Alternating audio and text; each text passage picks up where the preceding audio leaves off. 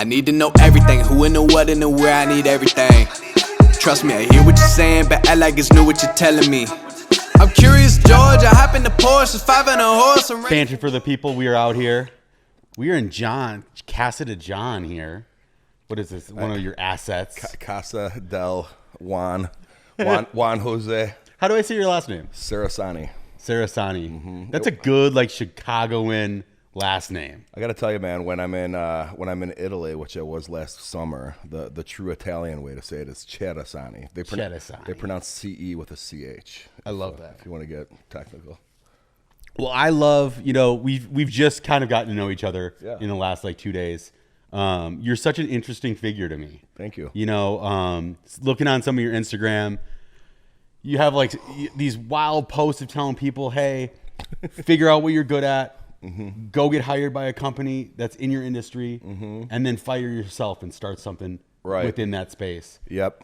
I love how real you are about saying, I'm a normal guy that just leveraged himself well to get to the place that you're in. I think I had an epiphany that many don't have, and you have to be in a position to see it. And I was blessed from the standpoint of being at an organization where it was easy to figure out. First of all, the salespeople were not paid the numbers that we should be paid. I was lucky enough to be in an industry that the product is really yourself. You're selling consulting and brokerage types of situations. And yeah, granted, if I was, it's easier to get clients with a big name on your business card, but there's actually no physical product. You know what I mean? So once that light clicked for me, all the other bullshit, like the job titles, the salary, the company trip, and the plaques and stuff, these are all a facade to maximize my efforts to make somebody else, in this case a big organization, money. Yeah. And just take out all of the fat and put myself on top of the organizational chart as the CEO of my own company and do it all myself. And that's really what happened, man. And so many people in corporate America, and I could tell you, it's not because the company's doing anything wrong. It's sometimes the company's well. Like they might be in a position where, hey, I have a great account executive and I'm a salesperson, and my account executive has 30 years in the business and she's doing awesome or he's doing awesome, and I don't have to bother to learn all this account management stuff. Well, I had some shitty people working for me at one point, and I learned everything. Oh, fuck this. I wasted too much time trying to sell this thing. I'm going to learn how to service it too. Yeah. Best thing that ever happened to me. Well, and that's what's tough. Even with our business that we're growing, we're always really trying to find a lot of young talent and help them learn the ins and outs of what we're up to. It's difficult sometimes to pay someone what they're truly worth. Right. As far as a human's time is priceless. Right. However, you can only pay people based on the task that they're providing the business. Right. And that's obviously always less valuable than their human worth. Right. And so as a person who is an entrepreneur themselves, I unfortunately, I can't work for another person, similar to some of the things you're saying, because I'm the worth of what I desire from my life, it will be too capped in this space. Money to me is not even, it's honestly not even about traveling to crazy places. It's about creating stability for my family. Got it. If I can coach, hopefully I have a son one day, his 5th grade football team, and have enough equity and money and cash flow to be able to take the time out to do that. Yeah. In LA, you're rich. Yeah. To be able to take a little bit of time out. Right. And to be able to have enough individuals that you're providing jobs to be able to take over during that time. Right. Well, that's the other thing that comes with being a business owner, and I don't talk about it as much from what you've seen on social media. I don't talk about this advantage as much because it just doesn't play as well on social media. I'm talking about the money and that piece of it, but the reality is, as a business owner, you make your own freaking schedule. Yeah. And if you're making 80 grand working for yourself versus 80 grand working for an employer, and you decide to go on vacation, all right, okay, shit, how many emails do I got to check today to make sure my boss doesn't count this as a PTO day, or you know what I mean? And it's like, okay, take that exact same money but working for yourself, it's a peace of mind. You know what I mean? I like it that the only person that I'm truly accountable to is my wife. And then to where myself and Kati are at, we can just work within our thresholds to say, Does this work? Does this not? Right. Hey, I'm really trying to make sure that I cut out time for our baby shower. Yeah. Right. And Right. then that conversation is pretty slick. Yep. Or if we need to go on a trip with Timmy or Bob or whatever next host or creator that we're working with, it's a pretty simple conversation. Yep. And our values are aligned where she's like, look, you're fighting for our family, so go chase it down. One of the main reasons that I'm out in LA is I'm not running from Minnesota. I'm chasing my dreams out here. Yep. You as a Chicago guy, like that. I resonate with you. Yeah. Because you come from the Midwest. Its understanding of wealth is just different. Right. What is a good job? What is benefits and all that stuff? Yeah. Where I can see you reaching so far past some of those points. Yeah. But what it take for you to get out of that mindset of, man, the best job is a lawyer, right? Yeah. I mean, I'll tell you what. It started with I was fortunate enough to get into some pretty prestigious universities, not because I was smart enough to get into them, it's because I was good at football, and ended up at University of Notre Dame and then transferred to Northwestern, where I played tight end at both schools. And yeah, it was great. Both schools, I would have loved to go to either of those schools. Fucking awesome, man. Yeah. It's fucking awesome. I always make the joke where it's like when I tell people I played football at Notre Dame, they're like, "Holy shit, you must have been good at football." When I tell people I played football at Northwestern, they're like, "Holy shit, you must have been smart." So depending on my audience, I'll mix and match. Oh, and, that's funny. Well, and it's just hilarious too, and that's one of those perception becomes reality things if you really think about it, because Northwestern's just as good. Go check the stats if you don't believe me. Northwestern in the last 25 years has been just as good at Notre Dame in football. And world ranking or U.S. News rankings as far as academic institutions, they're both neck and neck as well. So I hear Notre Dame football. You hear Northwestern football. It's like academics. Right. When they're really both even on both. You know what I mean? So it's kind of a funny, funny dichotomy, I suppose. Is it hard as a Chicago guy to be caught in both camps, or you love being a part of both communities? Here's what people don't know about Northwestern. Northwestern has all the fans in the world when they're really good. If they go 11-0 or something like that, Just done. Yeah, people are all over them. But if they're mediocre or shitty, it's like they got a very, very niche fan base. And I got to tell you, I felt that from the day I transferred. I'll never forget it, man. We were at Notre Dame. You walk across campus, and I wasn't even one of the starters at the time, and I'm giving freaking autographs out to kids, signing footballs. We had our media day for our practice during double sessions. Everyone's there, the USA Today, the Tribune, all this shit. Transferred to Northwestern, and their media day is not like that. And they had just won the Big Ten back-to-back too, which was crazy for me to think about. And I just thought every school is like Notre Dame with that, and it's not. That tradition is something. But I got to tell you though, man, I got to tell you, everything I just said in the long run for me, and I tell this to kids all the time, football players when they're choosing schools to go to. Listen, if you're good enough to play in the NFL, you could go to frickin' ABC bullshit university in Wyoming, okay? Like, go to Southwest Meteor State. They will find you if you are good enough to play football. So do you suggest for kids go to a smaller school and be a star, or go learn from a program? Well, I think one of these kids, one of the problems right now with these kids is these SEC schools will take kids that they can't all get on the field. You just took 4 kids in the same damn position in your freshman class that are all Americans, and only one of them is going to end up being the starter. Well, how often do we see now, like the backup or sometimes even third string quarterbacks getting drafted from these schools? Precisely, and well, yeah, exactly. I mean, look at freaking the situation with Jalen Hurts and Tua a few years ago. I mean, they're both balling out, and God bless them. I will say this though. The college football transfer rules are very, very liberal now versus where they were when I went. Right. I had to make a big decision. When I left Notre Dame to transfer to Northwestern. Life-changing. Well, you had to sit out a year. Yeah. And the reason I was transferring is because I got into a fight at Notre Dame. I was a starting tight end.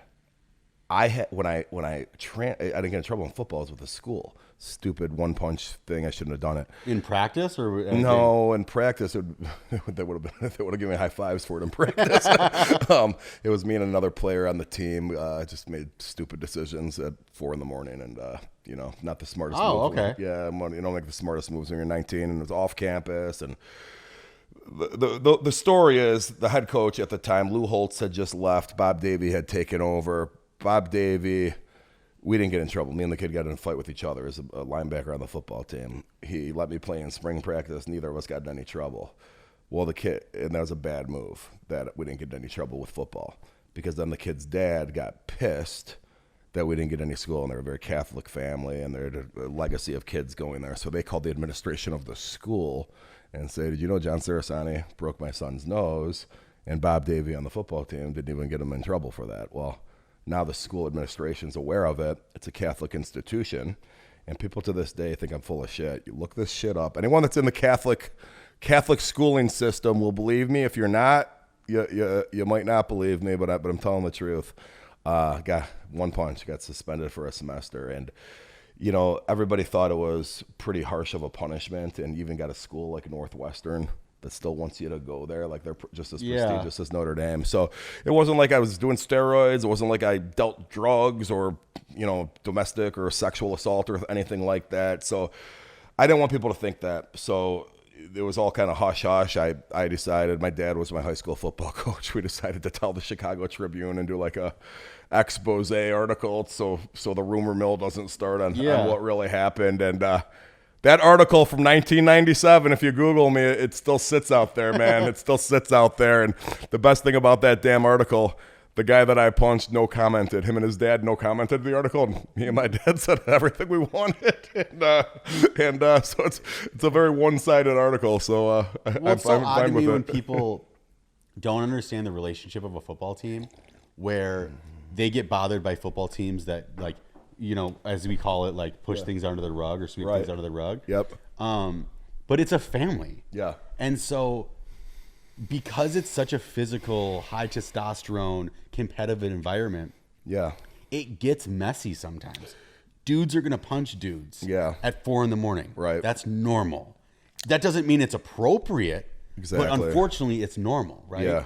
And then like a family going, how did we not bring this to the top?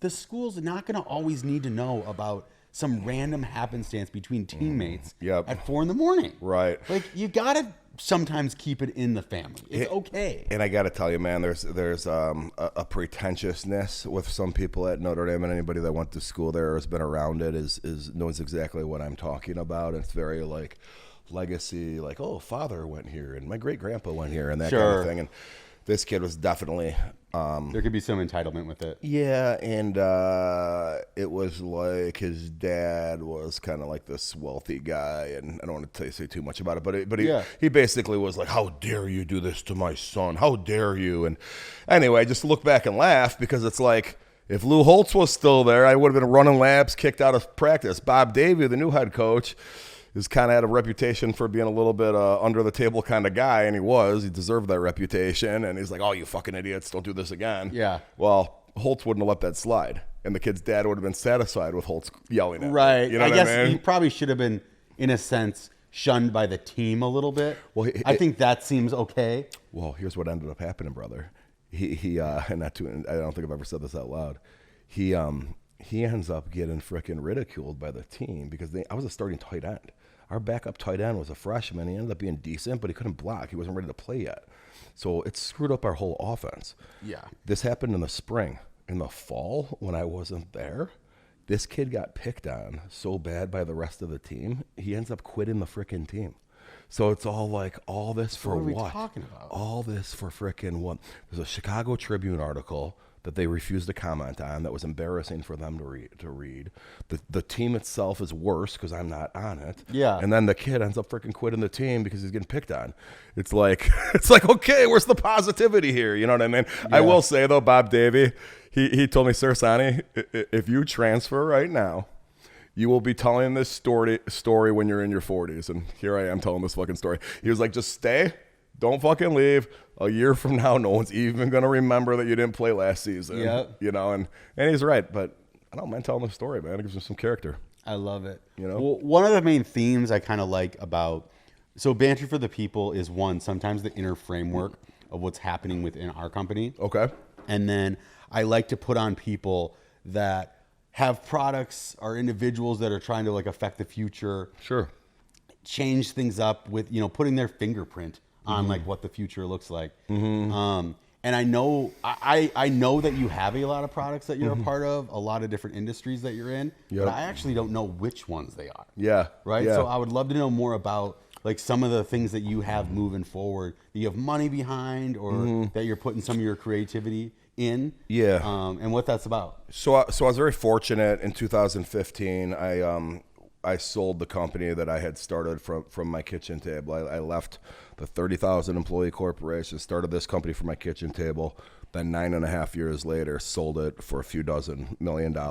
Nice. And it really was awesome. And Did you know? So you sell this company, right? It's got to be interesting because you sold your baby. Yep. You have a good amount of cash now. Yep. But then you also now go, I'm starting from scratch on everything again. And in a sense, that can be exhausting. And when you don't have money, the nice part about starting from scratch is everyone will give you deals. Right. Yeah. But when you have money, Yeah. now you're the big dog walking in the room and everybody wants your money. So true. So it gets really expensive to start stuff up if people know that you have dough. Yeah, so basically, so the missing piece of that timeline there is that when I sold it, part of the deal was that I had to work at the company that bought mine for 5 years because it was an insurance and it's such a relationship business. They want to use a full 5-year period to what they call institutionalize the clients, meaning at the end of those 5 years, if I leave, the clients are now institutionalized as part of their organization. I don't matter as much. How hard is it to care for those 5 years? Well, the first 3 years were easy. The way they structured it, there was things, and I got to remember, I was only 37 years old when I sold it. So I got a lot of time in front of me here, right? And I'm only 37. The first 3 years, there's a bunch of incentives built in. The last 2 years, there really weren't a lot of incentives. Like I had big paydays still in those 3 years if this happened or that happened with my business. Oh, got it. So there's still some carrots in front of you. Big time, yeah. Gotcha. But then those last 2 years were just like my salary. And it's like, okay, this is terrible. Could you invest in other things during that period of time? Yeah, but you couldn't, like what you see on social media with me right now, that would have been extremely frowned upon. I even remember, man, I freaking had a Wikipedia page up and I got approved and it was up there and pretty freaking cool page, and I just even remember hearing some whispers from my CFO and all that shit. I'm like, you guys gotta fucking relax. Because here's the damn thing. When you get bought by an organization like that, all right? So here's what happened. Okay, this is the organization. Then they get private equity money behind them. And the organization itself did the exact same thing I was doing. But now they have this private equity money behind them, so they start buying smaller organizations to bring us up into theirs, okay? Well, there's only so many owners like me in the picture. The rest are the employees that I brought or these people that were at the organization in the first place before they got that private equity money.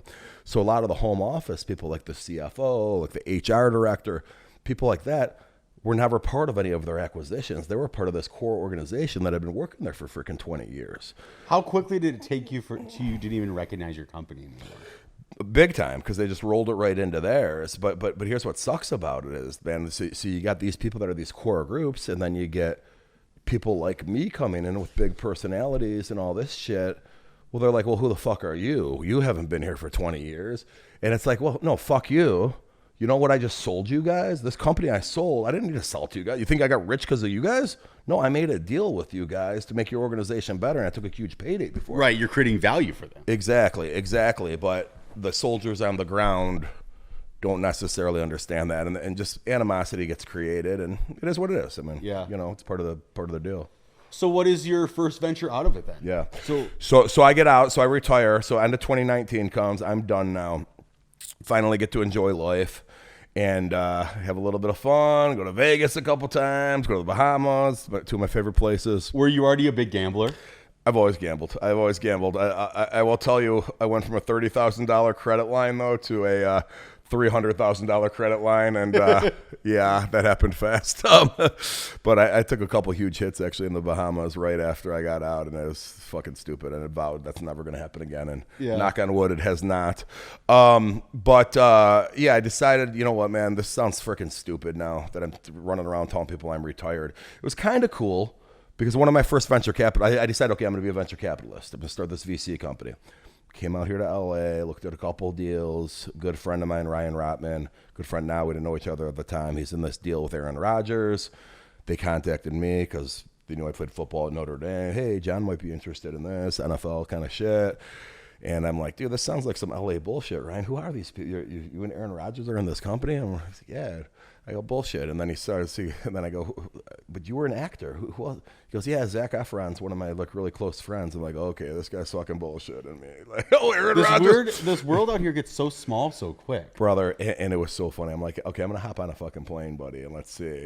Sure enough, fucking we're out partying with Zac Efron. Now remember, dude, I'm like some dad selling insurance in Chicago. And now I'm out doing this, which seems so stupid now to like look at, but like at that time in 2020, it was like, dude, how fucking cool is this? Yeah, you know that's what I cool. mean? Yeah.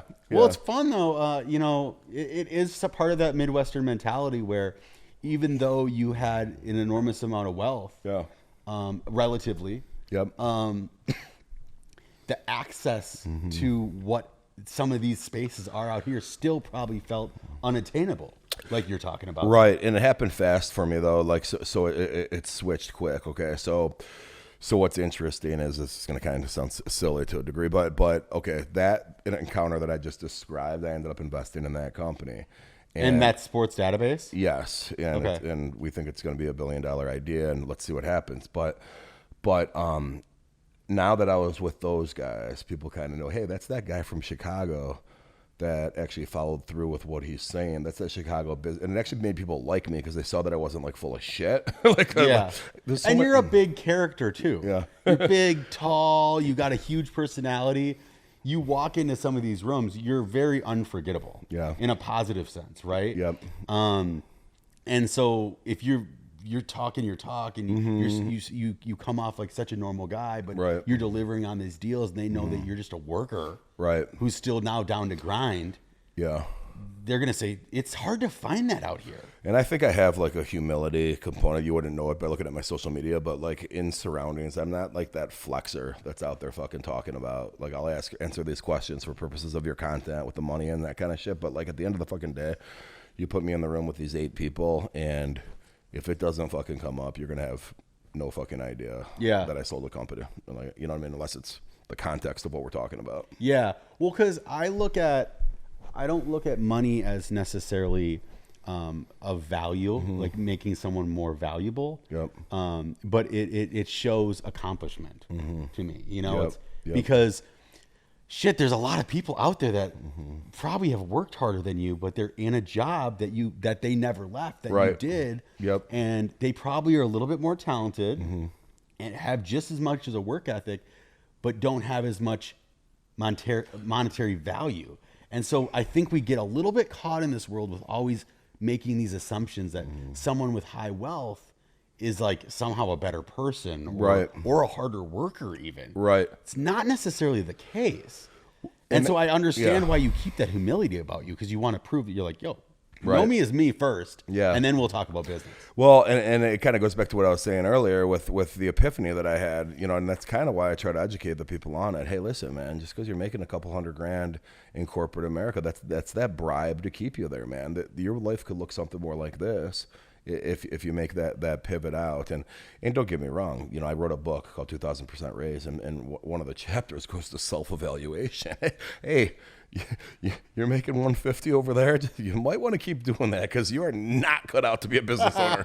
You know what I mean? And for the most part, it's a very encouraging book, but I do try to have like a realistic approach with it. So 2000% Rage, it's a book. It's also a podcast. Correct. Yeah. And it's not a course. No, I have. So it's kind of a movement. If you think about like for any of your audience, a guy named Tim Ferriss used to have this thing called the 4-hour work week. And it's kind of like a thing. And I'm kind of looking at it, and I'm not even part of the 4-hour work week. It just kind of is a good example and analogy. 2,000% raise, man. Like, hey, listen, you could do this too. Raise up. And my podcast is business related. We talk about, upping your game. The book is more literal for everything else we were talking about. The literal meaning, I was making 140 grand. I freaking did the same job and now put myself on top of the org chart. Now I was making over 3 million. That's a 2,000% raise, I do have a curriculum, man, but I don't like push it hard at all. And I need to, because it's really fucking good. But is it just an online based curriculum? It's a video series, and then you get a one-on-one phone call with me. Cool. I don't push it that hard because I don't want to come across like some dude that's selling a course. Yeah, but you'd be surprised because my dad's actually been a part of those types of courses before, and you help wake people up. Yeah, and there is an element to it where your time is valuable now, and so in order to be able to achieve a little bit of time with you, there has to be a cost, right? Because you're busy and there's a lot of different things happening. Yep, and then also, the person that you're going to want to be able to like educate or mentor, they have to invest in themselves. Yep. And now if there's an individual on the streets that's like, hey, John, can I just walk around with you? It's like, well, okay. Yeah. But what, if I invest $2,000 into that, there's a certain thing that happens to me as a person that goes, this is now me saying I am going to invest in myself and I'm going to take this really, really seriously. And I think that the people think that courses can be scheming. It's like, that's not a scheme. It's actually a very human condition that you have to be able to say, what type of skin are you willing to put in the game to be able to do this thing? Okay. I think it's appropriate. Yep. I think sometimes people get caught in the loop. Like, I'll give my dad shit sometimes. I'm like, Dad, stop paying for the courses, man. It's time to launch. Right. And I think sometimes those courses do try to keep you too much in pre-launch than actually go launch. So that can be a thing too. Right. Yeah. No, I'm totally with you on that. And that's kind of the damn, like, man, I got my course right now. It's a 12 video series. It's fucking awesome. And then it includes one-on-one session at the end, and then people could buy up from there. And I'm not even like charging a lot of money for it. I almost want to do it for free, but I know if I do it for free, people won't value it, and then I'll get flooded. So it's like, okay, I'll do $499. I think that's a good enough price point where people are going to be kind of somewhat serious. No one's getting rich off this shit. And, I don't want to fill up too many damn spots because, I just close it when it's filled. And you want to be meaningful for these people too. You can't get spread too thin. Exactly. Yeah. That makes sense. Yeah. So what are you most excited about now? What is your carrot, whether it's one of your products or your desire of what you want to achieve in life that keeps you smiling, keeps you working out, keeps you even planting yourself in a space like Los Angeles that's a second home. Right. Why do you fight like that? I'm having a ton of fun, man, doing this podcast. I really enjoy doing it, and it's getting at the point now where I'll get guests on the show that I have nothing to do with. And in the beginning, it was like, just my my network, and now I'm getting like strangers or somebody that heard of me from someone else or whatever. Like, for instance, Johnny Damon, he knows I fuck around with Bob Menery on Instagram and stuff, but we don't fucking know each other. And I just DM'd him, hey man, you want to be on my podcast? He goes, yeah, I know who you are, man. Cool. I'm like, it's fucking fun. Yeah. You know what I mean? And turns out he's promoting an energy drink that he has called the A Game. And it's like, okay, well, fuck, we'll promote that and we'll talk about some fun shit. So I do really enjoy that. I enjoy public speaking. I got to put myself out there a little bit more proactively. Had an opportunity to talk to 900 teenagers last spring, and it was really cool. It was like electric in the room, man. It was electric. I'm like, dude, I would love to do this all the time. I love that. You're in such an interesting spot in life where, again, it's like you're almost like a kid who's fresh out of college. Yeah. But you have a bunch of dough. Yeah. Where like the world's open to you, right? But in a whole nother level. That's how I've been feeling with LA, man. People give such a knock on LA and stuff, and I'm thinking, why the fuck's everyone hate LA so much? Oh, it's the people and blah blah blah. Dude, I fucking moved out here, and everyone's really nice to me, and I mean, I know why, I guess, but I'm around like legit people, man. You get in the right circles of people, you know what I mean? You sniff people out if they're full of shit. Just don't hang out with the full of shit people, And LA is always ripe for the work. You know, if you're actually down to grind and build, the community becomes really small because unfortunately a lot of people get very lost out here. They come out here way too young, kind of like to some of your talking points is they just are like, I just want to build, I just want to grow, I want to be my own single entity immediately, right, before you've really learned. Yep. And so I do think there's a lot of talented misfits in Los Angeles, but with directionalists. And LA will eat you up. Yep. Because then you just get caught going to the clubs, you get caught spending all your parents' money, or any money that maybe you had from some other thing that you made in your hometown. Right. And it swallows you up. But I've always, my entire existence since I've lived in LA, coming from Minnesota, is it's a work trip. I'm always kind of feel like I'm on a work trip. Yep. And I have to maintain that mentality. Right. Or else, because I don't want to do the bars and do all those things. I enjoy Craig's Steakhouse. It's one of the best steakhouses in the country. Are you kidding me? And you sit around all these celebrities. It's hilarious. It's fun. Exactly. But if it's not for what happened during the day, then it's not fun for anyone. Right. Yeah. Yeah. Craig's is a great fucking place. Yeah, I love Craig's. I met Craig himself. I felt very special. But too many people in LA, their whole day is, oh, we're going to Craig's tonight. Yeah. It's like, well, what did you do during the day to earn it? Right. Like, you know what I mean? And that, if that is the shining moment, that's unfortunately sad. Yep. But if you had a bunch of wins and you can go celebrate at a place like that, then it's cool. Yep. Then that's exciting. It's not a dark hole anymore. Right. Right. I like that. I like how you put that. Yeah. But yeah, what else? What products are you interested in? Because you still are open for business, right? Yeah, no, I'm in about 30 different deals, man, right now. 30 different venture capital deals. One of them that I get one of the ones is like the tech company with the online sports database with Aaron is which is kind of like an IMDb for sports. Yeah, it's an IMDb for sports, and this is a deal with the early stage venture capital, especially when you're talking about these tech plays. You know, it could go to zero or it could be $1 billion fucking idea. You know, it's really the execution of the damn thing. So we shall see on that. They all take time to happen, and you know, unfortunately, these founders and the CEOs that run these companies, unfortunately, part of the game is you got to fucking sit there raising money all the damn time. So any founder that is going to approach venture capitalists need to really understand that, you know, here's you running your company. That's part of your time. And an equal chunk of your time is going to be having meeting after meeting after meeting, trying to convince people to give you their money. So I'm always one of those guys that, like, if you don't have to freaking raise money, don't freaking raise money, man. You know, sometimes I'll get an idea across my desk and I'll look at it and go, dude, just fucking go do this on your own. You don't need money from anyone. Well, I'm trying to scale, and you don't fucking scale this right now. Just fucking take the scale with the money that you're making and limp into it, buddy. You don't want a bunch of assholes like me fucking ask you where our money is every fucking month. Where do you think you add the most value in a company that comes to you and they say, you know, they're obviously coming to you for access to your cash, but there's a huge level of credibility, expertise, and creativity that you're bringing to the table. Yeah, yeah. How do you sell yourself as a VC?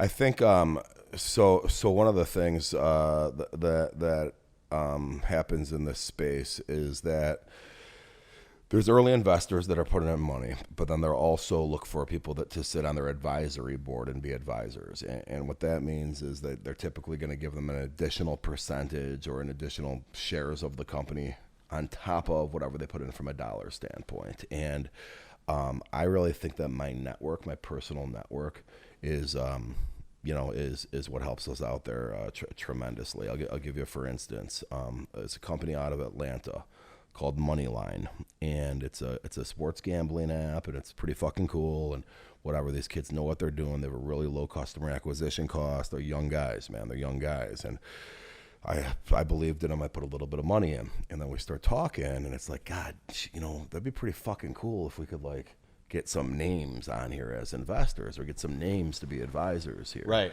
And, you know, since they're in Atlanta, I happen to be good friends with Roddy White, who was one of Michael Vick's main receivers. Yeah, he would be. I always tell him, you would be in the Hall of Fame if Julio Jones wasn't on the team with him. And he might still make the Hall of Fame, but he didn't make the first ballot last year. He could be around it for sure. Dude, he was on the ballot last year. He was happy just to be on the ballot. There's a lot of good receivers that came out when he was coming out, though, so it'll be interesting.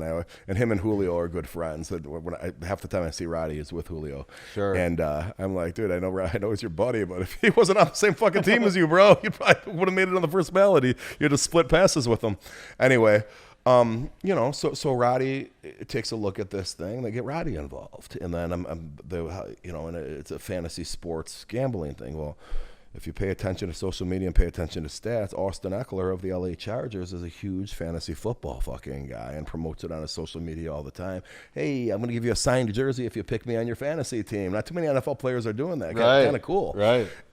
So I'm friends with Austin, so I introduced him to these guys, and so you got a former NFL guy that's from Atlanta, where these guys are, and then you got a current NFL guy that's big time into fantasy football, which is what the app does. So kind of cool. You know what I mean? So anyway, that's like an example of how I could bring value beyond money to organizations I work with. And when people like those guys wouldn't have been able to get in touch with. I mean, you can't get at those people. Like if you're a stranger, you need to know somebody. Now, as you've kind of talked about on previous podcasts I've seen you on, you have people in your DMs sometimes be like, hey, I'll give you 15% of this business. I need this much money. Right. Like, are we ready? Yeah, exactly. And it's like, wait, hold up. Yeah.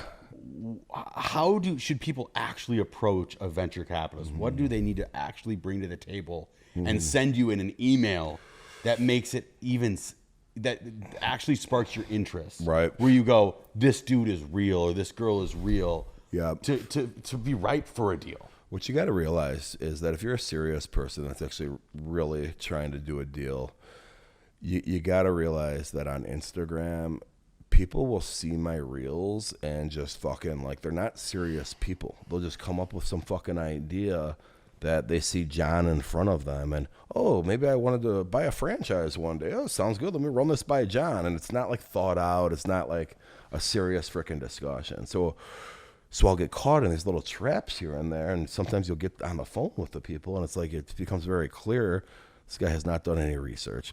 He probably just thinks the money's sitting there in front of him, so why not take a shot?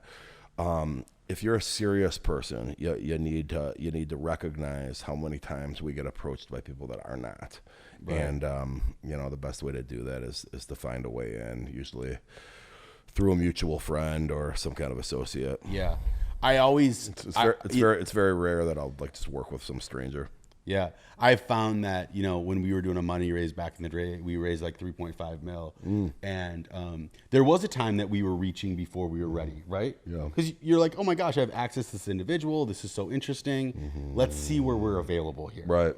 But what I've found that people have not done appropriately is, first, you need to build the car. 2, you better learn how to drive it. Right.